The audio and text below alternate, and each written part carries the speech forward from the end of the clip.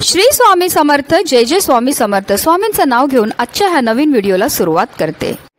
पुष्य नक्षत्राला नक्षत्राचा राजा म्हटले गेले आहे। त्यावर शनी, गुरु आणि माता लक्ष्मीचा शुभ प्रभाव आहे। म्हणूनच पुष्य नक्षत्र खरेदीसाठी आणि शुभ कार्यासाठी शुभ आहे। या वर्षातील शेवटचे पुष्य नक्षत्र 21 नोव्हेंबर रोजी तयार होत आहे। विशेष म्हणजे ते गुरुपुष्य नक्षत्र असेल। गुरुपुष्य नक्षत्र 21 नोव्हेंबर रोजी सकाळी 6:49 सुरू होईल, तर दुपारी 3:35 पर्यंत शुभ मुहूर्त असेल। या दरम्यानच आपल्याला शुभ कार्य तसेच खरेदीही करायची आहे। ज्योतिषशास्त्रानुसार सर्व 27 नक्षत्रात पुष्य नक्षत्र श्रेष्ठ मानले जाते। पुष्य हा सर्व दुष्टांचा नाशक आहे। लग्न सोडून इतर कोणतेही शुभ कार्य करायचे असेल तर पुष्य नक्षत्र सर्वोत्तम मानला जातो। देवगुरु बृहस्पती पद, प्रतिष्ठा, संपत्ती आणि शुभतेचे कारक ग्रह आहेत। जेव्हा हे नक्षत्र गुरुवारी येतं तेव्हा गुरुपुष्यामृत योग तयार होतो। गुरुवारी श्री हरी विष्णूंबरोबर बृहस्पती देवांची पूजा केली जाते, ज्यांना सुख, वैभव, संपत्ती प्रदान करणारे म्हटले जाते। तसेच या नक्षत्राचे स्वामी शनिदेव आहेत, म्हणून शनिदेव व बृहस्पती या दोन्ही देवांचा या नक्षत्रावर प्रभाव आहे। धर्मग्रंथांनुसार असे मानले जाते की या नक्षत्रात धन आणि समृद्धीची देवी लक्ष्मीचा जन्म झाला होता। म्हणूनच या दिवशी केलेले लक्ष्मी पूजन अत्यंत शुभ आणि लाभदायक मानले जाते। या दिवशी दिवे लागण्याच्या वेळेस श्री सूक्ताचे पठण करून लक्ष्मी देवीची पूजा करावी। तसेच दत्तगुरूंच्या मंत्राचा जप करावा।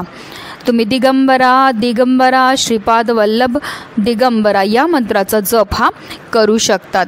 असं केल्याने दत्तगुरू आणि लक्ष्मी देवीचे शुभ आशीर्वाद प्राप्त होऊन अमृत पुण्य कमवण्याची संधी प्राप्त होऊ शकते। तसेच गुरुपुष्यामृत योगावर जर सोने खरेदी केले तर सौख्य प्राप्त होते। मौल्यवान वस्तू खरेदी केली तर ती चांगली टिकते, सुख देते। गुरुपुष्य योगावर मंत्र साधना केली तर सिद्ध होते, फलदायी होते अशी भाविकांची श्रद्धा आहे। तसेच या योगावर नदी स्नान केले तर महापुण्य प्राप्त होतं। या दिवशी खरेदी केलेल्या वस्तू अक्षय असतात। अक्षय म्हणजे ज्याचा कधीही क्षय होत नाही। नवीन काम सुरू केल्याने त्यात यश मिळते। तसेच गुरुपुष्यामृत योगामध्ये चांदी, सोने किंवा पितळेचे लक्ष्मी यंत्र खरेदी केल्याने साक्षात माता लक्ष्मी आपल्या घरामध्ये निवास करते आणि म्हणूनच या दिवशी काही खास उपाय केल्याने देवी लक्ष्मीची कृपा प्राप्त होते आणि जीवनात सुख समृद्धी टिकून राहते। आणि म्हणूनच आपल्याला आज संध्याकाळी घरातून ही एक वस्तू बाहेर फेकायची। ही वस्तू बाहेर फेकल्यामुळे आपल्या घरातील भांडणं, इडापिडा, नजरदोष, अडचणी तर दूर होणारच आहे, पण आपल्या 7 पिढ्यांचं दारिद्र्य नष्ट होऊन आपल्या संपूर्ण कुटुंबाची भरभरून अशी प्रगती होणार आहे। अतिशय प्रभावी असा हा उपाय, ज्याबद्दल सविस्तर आणि महत्त्वाची माहिती मी तुम्हाला या व्हिडिओमध्ये देणार आहे। तर व्हिडिओ पूर्ण पहा आणि जर तुम्ही माझ्या चॅनलवर नवीन असतील तर चॅनलला सबस्क्राईब करा आणि शेजारी बेल आयकॉनसुद्धा प्रेस करा, जेणेकरून तुम्हाला माझ्या नवनवीन व्हिडिओचं नोटिफिकेशन हे मिळत राहील आणि तुम्ही एक पण व्हिडिओ मिस करणार नाही।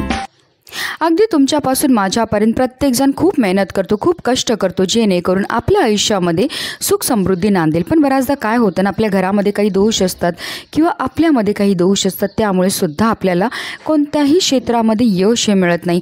आपण मेहनत तर करतो, कष्ट तर करतो, पण आपल्या कष्टाला आपल्या नशिबाची साथ ही मिळत नाही। आपल्या घरी पैसा तर येतो, पण आलेला पैसा टिकून राहत नाही। जर तुमच्या घरामध्ये वारंवार भांडणं होत असतील, आजारपण येत असेल, कलह होत असेल, आलेला पैसा टिकून राहत नसेल, मुलांचं पटत नसेल किंवा नवरा बायकोचं पटत नसेल किंवा आपली मुलं खूप शिकलेली आहेत पण त्यांना मनासारखी नोकरी प्राप्त होत नसेल, विवाह जुळण्यामध्ये समस्या येत असतील, तर या प्रकारच्या समस्या का निर्माण होतात? त्या निर्माण होतात आपल्यामध्ये असणाऱ्या दोषांमुळे। जर आपल्या घरामध्ये वास्तुदोष असेल, पितृदोष असेल, आपल्याला की आपल्या घराला नजर लागलेली असेल किंवा आपले ग्रहदशा चांगले नसेल, राहू, केतू, शनी या ग्रहांचे दुष्प्रभाव असतील, तर त्यामुळे सुद्धा आपल्या जीवनामध्ये अशा प्रकारच्या समस्या ह्या निर्माण होत असतात।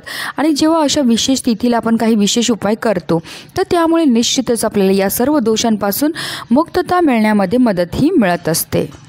आता हा उपाय आपल्याला कधी करायचा, तर हा उपाय आपल्या आज संध्याकाळी 6 वाजल्यापासून 7:30ची जी वेळ असते ती माता लक्ष्मीची आगमनाची वेळ असते आणि त्या वेळेमध्ये जर आपण काही विशेष उपाय केले तर त्यामुळे माता लक्ष्मी आपल्यावर प्रसन्न होते आणि तिचं अखंड आगमन आपल्या घरामध्ये होत असतं. पण आता काही कारणास्तव जर तुम्हाला ह्या वेळेमध्ये हा उपाय करणं शक्य नाही झालं तर तुम्ही अगदी रात्री 12 वाजेपर्यंत सुद्धा हा उपाय जो आहे तो करू शकता.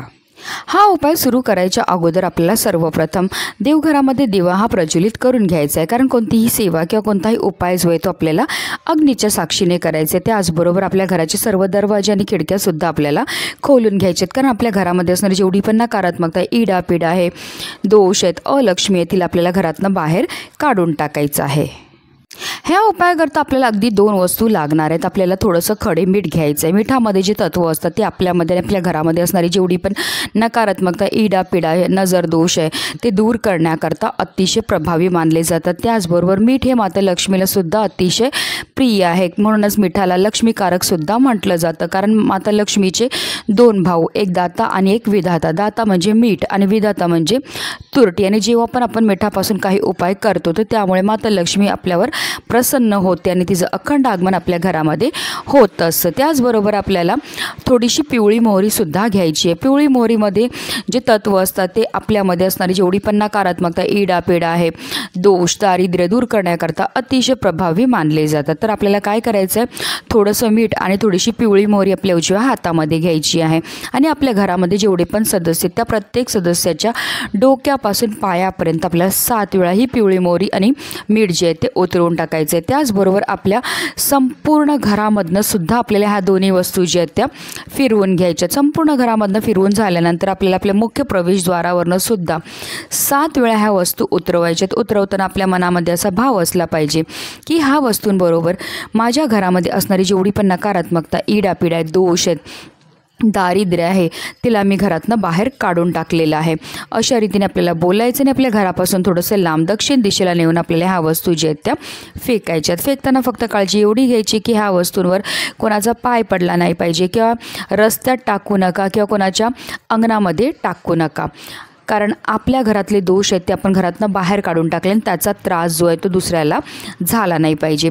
अशा रीतीने आपल्याला हा उपाय जो आहे तो करायचा. त्याचबरोबर हा उपाय करताना आपल्याला कोणी रोखणार नाही, टोकणार नाही किंवा आपल्याला कोणाशीही बोलायचं सुद्धा नाही आहे. एकदा वस्तू बाहेर फेकल्या की आपल्याला मागे वळून पाहायचं नाही आहे, सरळ आपल्या घरी यायचं आहे, स्वच्छ हातपाय धुवायचे. अशा रीतीने आपल्याला हा उपाय जो आहे तो करायचा आहे. अतिशय प्रभावी असा हा उपाय केल्यामुळे आपल्या घरामध्ये असणारी जेवढी पण नकारात्मकता आहे, भांडणं, इडापिडा, नजर दोष तर दूर होणारच आहे, पण आपल्या 7 पिढ्यांचं दारिद्र्य नष्ट होऊन आपल्या संपूर्ण कुटुंबाची भरभरून अशी प्रगती होणार आहे. म्हणूनच व्हिडिओ जास्तीत जास्त लोकांपर्यंत शेअर करा, जेणेकरून प्रत्येकाच्या आयुष्याचं कल्याण हो हीच मनामध्ये इच्छा. श्री स्वामी समर्थ. जय जय स्वामी समर्थ.